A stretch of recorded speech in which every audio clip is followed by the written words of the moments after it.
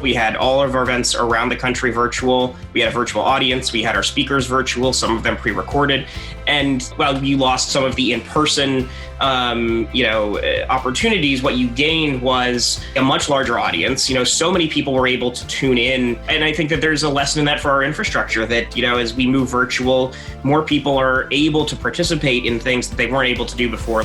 Hi, everyone, and welcome to The Optimistic Outlook. I'm Barbara Humpton, CEO of Siemens USA.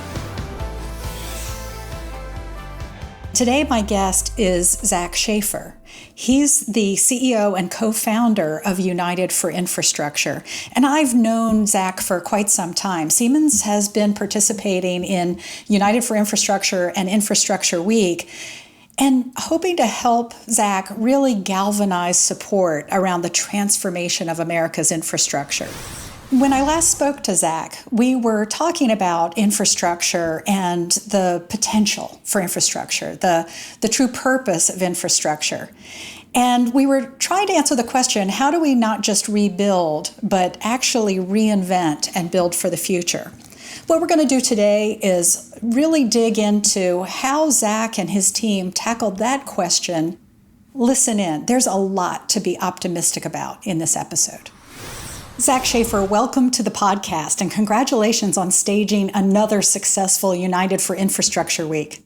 Thank you so much. Yeah, it's great to be with you again, and it was great to have you join us during the week. Well, this was the first virtual United for Infrastructure Week, and I know it was the 8th in a series. I'd love to hear your perspective on what you were able to accomplish this time that literally wasn't possible before. Sure.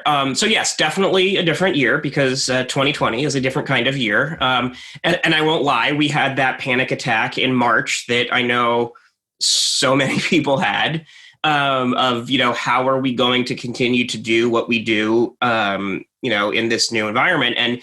And the answer was you can't continue to do what you've been doing. You have to figure out a way to do it differently. And what we did was we moved virtual. We had all of our events around the country virtual. We had a virtual audience. We had our speakers virtual, some of them pre-recorded.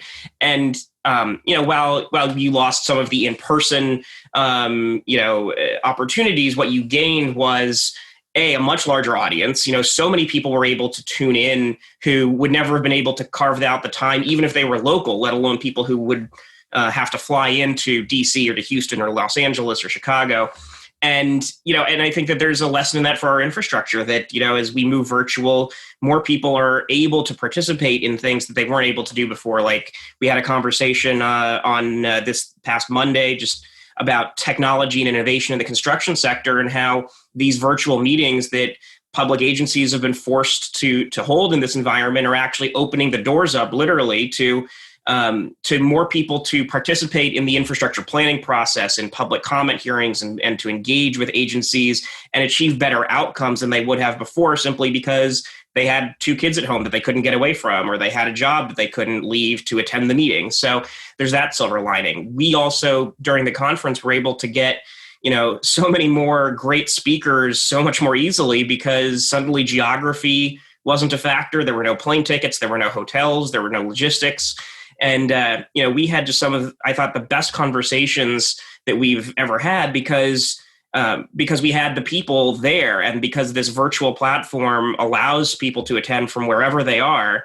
We really had the right people for the conversations that we wanted to have. So those are just 2 of the takeaways that I had of how things were, so much stronger this year despite or even because of the new environment.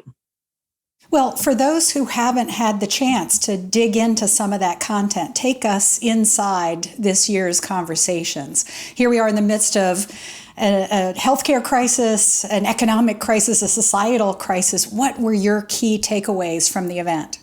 Sure. So obviously the pandemic and its economic fallout loomed large in all of the conversations, whether it's what's the impact on jobs? What's the impact on infrastructure? What's the impact on how we work and where we work and when we work?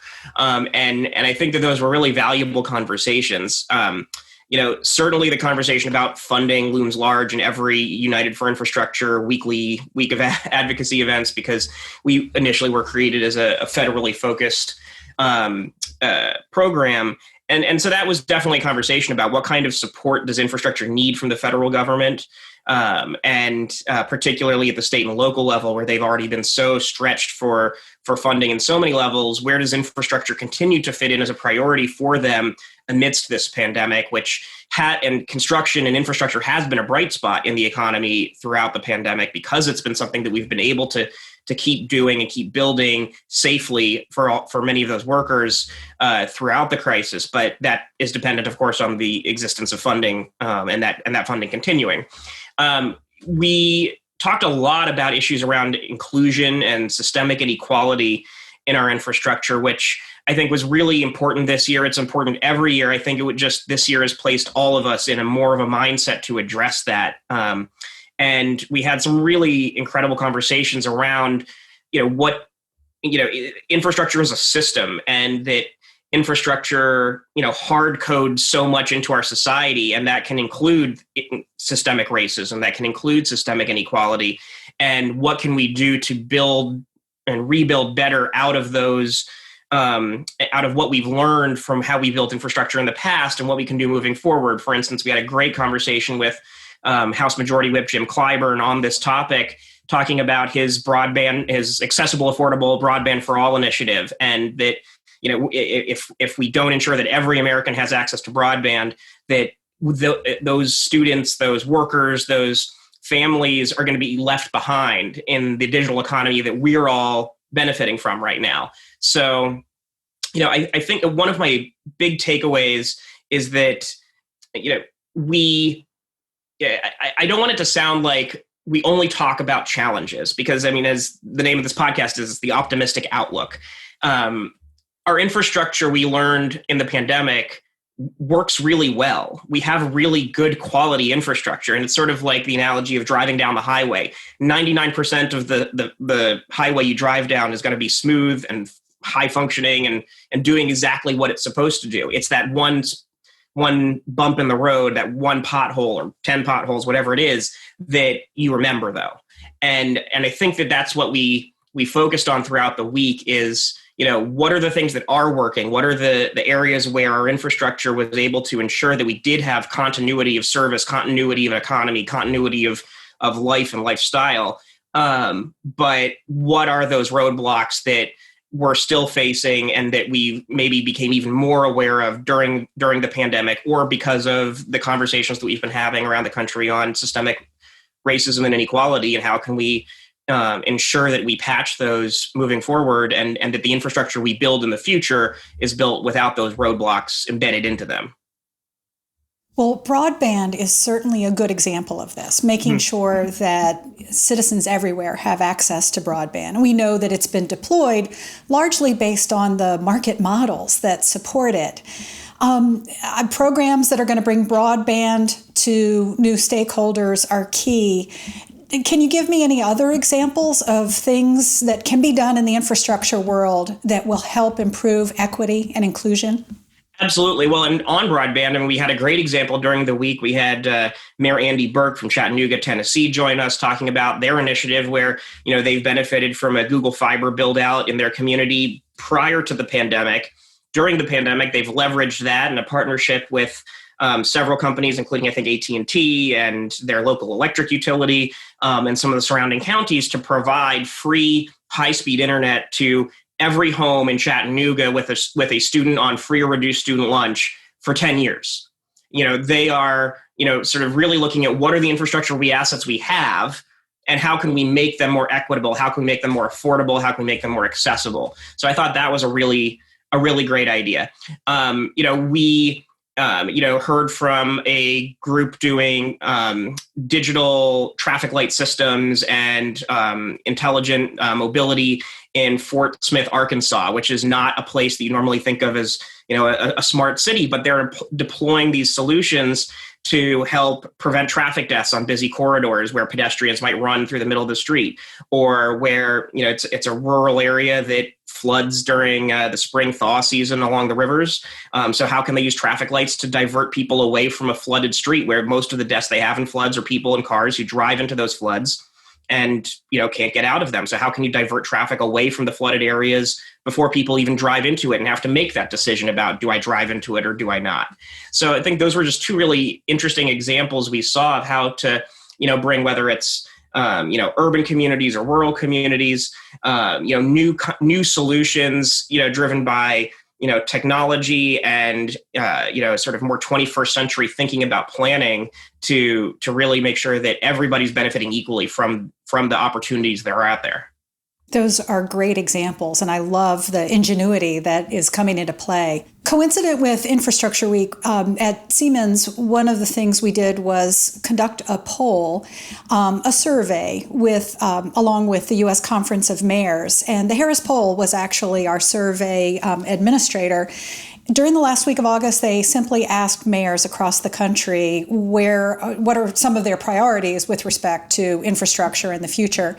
And over 2/3 of mayors put infrastructure as a top priority, both in the near term and the long term, because of its potential benefit for economic recovery and the path forward.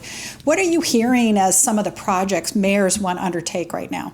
Sure. Well, we hear from mayors all the time. I mean, I think, so many different stakeholders in government and in the private sector have, a vested interest in infrastructure, but it's the mayor that gets the call when something's not working. And so it's frequently mayors on that leading edge of action on this. And one of the things I think that's important that we've learned over the years is that so many of the great ideas we see in infrastructure it's not a top-down a system of deploying good ideas. It's a bottom-up approach. That the best ideas from the local level, the best projects become the examples that then federal and state agencies, stakeholders, developers use and replicate across the country. So, we heard this week from, Mayor Suarez, the mayor of Miami, Florida, about their projects they're using to combat sea level rise by raising roads and by building flood protection. That's not just building a seawall and hoping that it holds against the next storm. It's really thinking about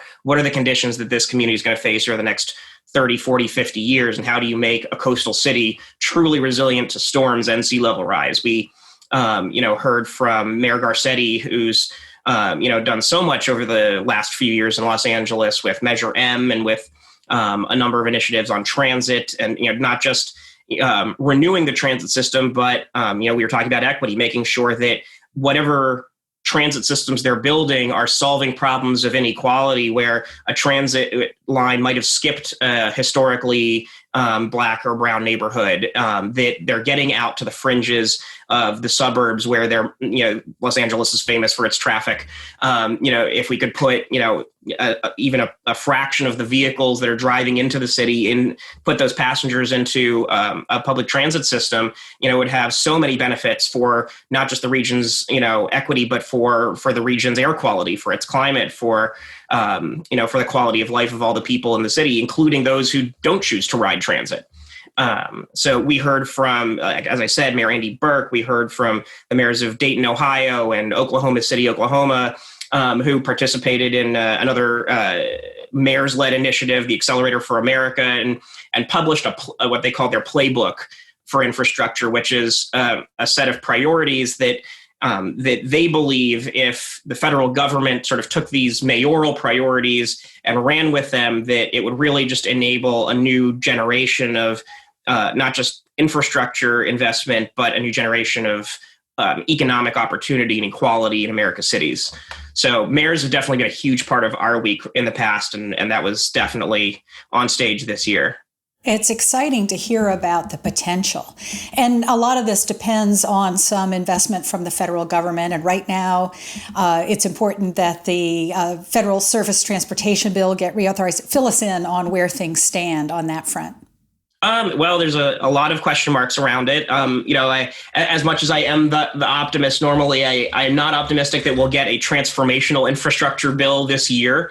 We're only a few weeks from an election, and that makes, even in a normal year, legislating huge investments difficult. But there will be an extension of some kind. What does give me hope is that that both the House and the Senate have passed infrastructure bills that include the surface transportation reauthorization that look at infrastructure in new ways. It's not just doing the same thing that we've always done. It's sort of looking at sort of where do we need to go and how do we get there? So, the Senate, the Senate bill, which was passed through committee over a year ago now, through a Republican-led committee, included the first climate title in a surface transportation bill. So they're really looking at issues that they haven't looked at before in a meaningful way, allocating funding to study and to pilot and to deploy solutions to combat that particular problem.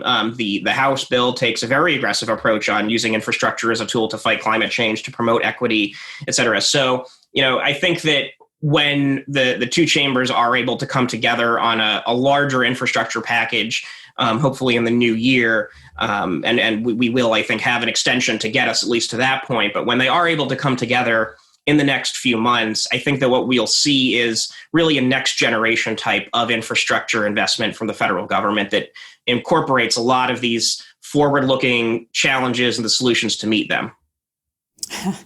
Well, recently I had Seth Schultz of the Resilience Shift project on my podcast, and he reminded me of something we discussed during United for Infrastructure Week, and that was the American Society of Civil Engineers rating of our infrastructure. Earning a D doesn't make anybody proud. And in past episodes, we've talked about the fact that, hey, federal funding just won't be enough to solve some of these problems.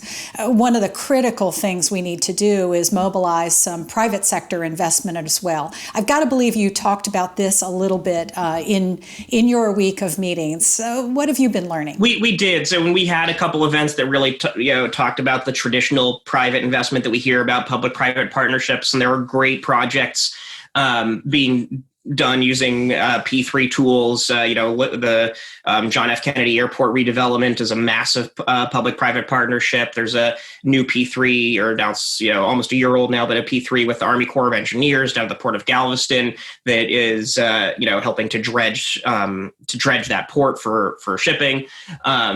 One of the conversations that I really enjoyed was with the CEO of the U.S. Chamber of Commerce and the president of the International Union of Operating Engineers. We've always been a bipartisan partnership between business and labor, and finding areas where they agree has always been one of the things that I've loved about this week. And one of the things that they talked about was how much union pension capital there is out there, and how pensions are the perfect vehicle for infrastructure investment. I mean, they're investments. It's patient capital. It's looking to reap a reward over decades, and there's a lot of it out there. And it's looking for secure investments, and we need more vehicles through which pension funds and including our labor union friends can deploy that capital to invest in our infrastructure. And just imagine if and I think they do this in California already, but CalPERS and CalSTRS, the state teacher pension funds, are some of the biggest players in infrastructure out there. So, I think that's one area that demands a lot of further work, and is, I think, a relatively easy solution to unlock with a little bit of policy shift. Yeah, it is exciting. And I realize we've got work to do. It's in these new ways of contracting for projects using private capital, but I'm confident we're going to get there. Yeah. Now, one of the big transformations that is happening is this whole question of high-speed rail. And in the panel that I got to participate in, we also had SEPTA's general manager, Leslie Richards, and she talked about the potential for an intercity corridor in the Northeast and making use of high-speed rail. I'd be interested in your view on what could be the potential impact of that, and is this realistic? So, yeah, I loved Leslie's response. I think it was in response to my question about, if you were Supreme Allied Commander, and funding wasn't a question, and, there were no roadblocks, what would you do? And I think that was her answer was a high-speed rail system. But she said, she thought, it's a pipe dream. And I don't think it's a pipe dream. I think that it's certainly a challenge. And obviously we've struggled to build out that system here in the United States that we've seen work in so many other developed nations. But I do think that there is the potential to get there, and it's because of the impact that I think that's what really drives it. That if we're looking to decarbonize our economy, which we have to, there's just no way around it. We have to do. If we're looking to more quickly and equitably connect communities to each other, if we're looking to build both denser but also more spread out communities where it's not just a mega city with a downtown with a ring of suburbs around it, which is really difficult to get in and out of in a vehicle. We need rails, whether they're the inner city rails or the intercity rails that connect cities. It's what we need. So one project is the Texas Central project down in Texas, which is only going to connect three cities, College Station in the middle and Dallas Fort Worth in the north and Houston in the south. But it's going to create huge opportunity in that corridor and in those cities, and it's going to create really tremendous ease of access between those cities for people who are working, commuting, et cetera.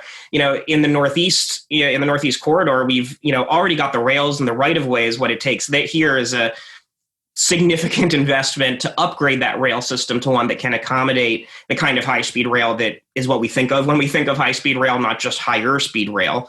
But I do believe that, we'll get there. I mean, we know that more people ride, I can't remember the exact specifics, but more people ride the Amtrak corridor in the Northeast every day than fly between any of those cities combined. It is a high demand transportation corridor. The market case for it is there. We just need to make that investment and take that leap of faith. I mean, it's comical and a little bit sad to me that, I recently went to Amsterdam back when traveling was a thing and, flew into Schiphol and, took an elevator down, picked up my bag, took another elevator down, got on a high-speed train, and I was in Belgium 30 minutes later. And, 30 minutes after flying into Dulles, I wouldn't be at Union Station, let alone on a high-speed rail train. So, this is, I think, for me, it's a matter of pride. I think it's also a matter, though, of, this is what our economy needs. I think that the realistic way that this gets built out, though, isn't the federal government saying we're going to create a national system of high-speed rail. It's going to be that bottom-up approach that I talked about before. It's going to be city pairs that decide to do this. So, Los Angeles to Las Vegas. There's a line being explored in the Pacific Northwest from Portland to Seattle up to Vancouver. There's the Texas line. And then, of course, the Northeast corridor is sort of, I think, the holy grail of high-speed rail for so many of us. But I think that that's how it builds out. Fantastic. I'm looking forward to seeing how this develops. As you all talked about this, you've talked about the economic impact of infrastructure development. Let's speak in terms of jobs. Was there much discussion about what kind of jobs will develop in this coming phase of infrastructure? Sure. And we've heard in years past the traditional arguments around jobs, which remain, the $1 billion in infrastructure investment generates 13,000 jobs. Those jobs are good paying jobs. They're family sustaining jobs. They're careers. They're, in the context of the pandemic, they're jobs that people are able to continue to have. These are not people who've been sent home. These are people who are either still on the job site doing great work, or they're people who are discovering new ways to work remotely, whether they're operating transit systems or water utilities, or construction engineers who are reviewing plans remotely online. There's so much that we've discovered in the construction sector that can be moved to remote work. I think that looking into the future on jobs, we had a really interesting conversation, as I mentioned, late in the week on technology innovation in the construction sector itself. And one of the takeaways is that the nature of those jobs is changing and has to change. That, construction, I think, was a late comer to the innovation game. That the World Economic Forum had a report out a couple years ago that ranked it almost at the bottom of the innovation and productivity scale among other sectors of the economy. But that's changing, and part of that is a couple digital revolutions. Cloud computing, mobile technology, the availability of software that leverages those hardware tools and the existence of that cloud to then take what was a ream of plans for a project and put it all into an iPad or a tablet. And that then, the foreman of the project can walk around with that tablet. But it doesn't even stop there. We're getting to the point that it's every construction worker, every engineer, every planner, is using those digital tools on the job site, off the job site, and even once the project is completed, to sort of know exactly, to see inside the concrete literally, because they've got a digital plan that's been well documented and marked up by the construction workers. So as they look to operate and maintain that infrastructure out into the future, that technology is enabling them to do things and see things and stop problems before they happen and save costs along the way. Now, all of those skills, all of those technologies require new skills, and it requires a rethinking of who our construction workforce is. It requires, an immense new effort to bring new people into the construction workforce. The construction workforce and the operations and maintenance workforce is also aging rapidly. We heard during the week about the silver wave, they call it, in transit and in water utilities, where over the next 5 years, over half the workforce is expected to retire. And the pandemic may even be accelerating some of those trends for people who feel like they're at risk because of their age and they'd rather not go into the office right now. So they're just going to take a little bit of an early retirement. We need to replace those workers anyway. We need to bring new, younger people into the workforce. We need to bring people from communities who don't traditionally think of infrastructure careers as their careers. And we need to upskill them with those digital skills so that they're really able to capture the promise of the technologies and the infrastructure that we're going to be building and are already building now, that serves all of us so much better. Oh, wow. It's just fascinating to think about this. Infrastructure's got to be the one thing that we use the most and think about the least. Mm-hmm. We're just sort of, without being conscious of it, moving in and around with the benefit of this infrastructure. And you've shared with us today some tantalizing ideas about how the future technologies could actually enhance our infrastructure. Take me forward then into the impact of this infrastructure. Cast your mind 10 years ahead and tell us what the U.S. will look like, what our world is going to look like with the benefit of the infrastructure of the future. Sure. Well, actually, we had a great conversation at our Big Friday event about an initiative that the American Society of Civil Engineers is leading, which I think Siemens is a contributor to, which is the Future World Vision 2050 project. And it's literally that. It is a tool that they're working with the designer who did the world building and the graphic design for Minority Report, and a number of other Hollywood films, who's decided that why just do this for movies when you can really sort of do world building and envision the real world and have that world building be rooted in where we're starting from and where we actually need to go and want to go as a society. And so we had a great conversation with Rob Puentes from the Eno Center for Transportation and Jerry Buckwalter, the Chief Operating Officer or Chief Strategy Officer of ASCE, on Future World Vision, and on it's the confluence of several trends that they've identified. That it's new technology, it's demographic shifts and rapid urbanization, it's autonomous vehicles and other autonomous technologies. Climate change obviously is one of those mega trends. That there's several trends that they're looking at, and it's not just that those trends exist; it's that they're all colliding with each other in real time over the next few decades. And while we're not going to get to all of us having a flying car in 10 years, we all need to be thinking 10, 20, 30, 50 years ahead as we design our infrastructure, and imagine what our lives will be like because of those trends, because we're going to be living in denser cities, because we're going to be grappling with the impacts of climate change, because we know that the technology is out there. We want to use it, to improve our lives. So, I think that technology in infrastructure is going to accelerate change. I think that will, be a very good thing for many of us, and certainly for how we build infrastructure, how we operate infrastructure. I think that's also something that we have to be, very cognizant of as we do it, so that we ensure that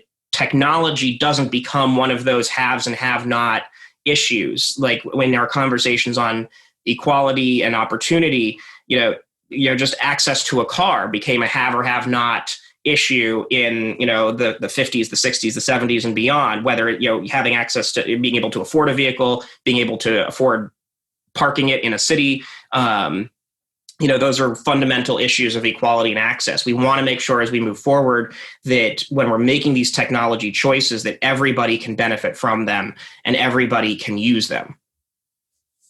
Well said. Well, Zach, thank you so much. This is United for Infrastructure Week, a recap in a single podcast. I've loved getting a glimpse into this world that you're helping to create. Thank you so much once again for joining us. Oh, thank you for having me. And thanks for, as always, participating in the week. It's just been a pleasure to work with you and the rest of the Siemens team throughout it. Please follow us on social media and on your favorite podcasting platform. Thank you for tuning in.